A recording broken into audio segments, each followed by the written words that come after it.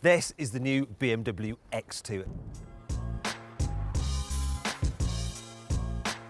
Now the X2's more sporty body shape means it's not quite as practical as the X1, but actually the boot, it's only about 5% smaller and it's still a very, very good size. Problem I have with it though is there's quite a largest lip to lift stuff over for this kind of car. So if you've got really heavy items, you might end up doing your back in and your dog's gonna find it a bit harder to jump into the boot.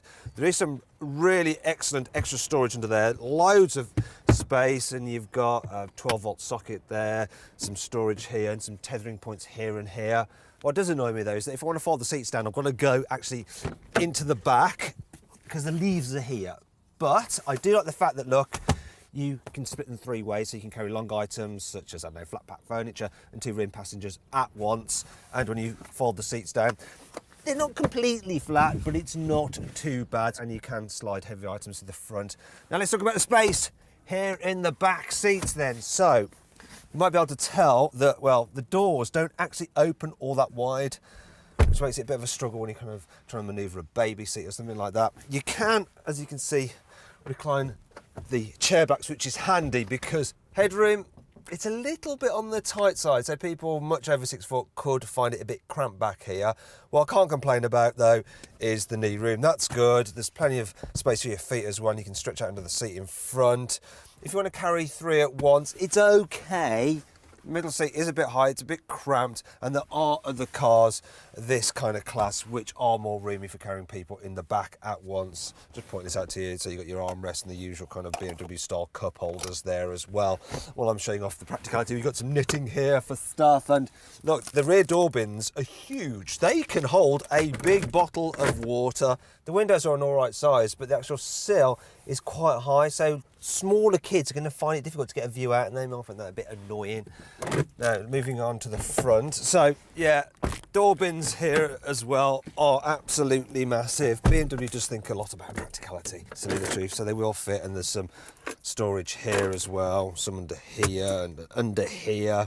And the glove box, it's actually quite a decent size as well. In terms of the interior design, well, I'm not the biggest fan of the look of it, but it is all very clear and easy to use. The dials are big and you can see exactly what's going on, but I can't fault the quality. I think BMW makes really high quality interiors. The materials are just plush, they feel solid, so it has things like dual zone climate control. There's also an automated tailgate, which is handy, so I can just shut it from here because it will stop the air whipping through. You might have heard it already on my mic. And you also get cruise control. There's also satellite navigation, though the standard satellite navigation has a smaller screen than this. This is the upgraded one, but it is lovely. Both of them though work in pretty much the same way. So you've got this swivel wheel, which is nice and easy to navigate, and if you want to, you can use it as a touch screen. I do really like BMW's iDrive system. And you can get the seat quite low actually, so it almost feels like a 1 Series, but if you're short, you can jack it up pretty high so you can get a good view out, and there is lots of adjustment in the steering wheel to see just how practical this car is, such as how much stuff you can fit in the car's boot, what it's like with 3 adults in the back, and just how easy it is to fit a child seat. Now then, it's time for the Car Wow 5 annoying things about this car. For some reason, BMW decided to put its badge on here at a slight jaunty angle. It just looks a bit odd. Look, if it was straight, it'd be like that. But no, they've done it slightly off kilter. I don't know why. It's annoying. At first, it looks as though the parcel shelf will fit underneath the false floor, which would make me very happy because then it wouldn't clutter up the back of the car when you remove it. But then, look, that won't shut. No, that's no good. Unless you want a springboard for your dog.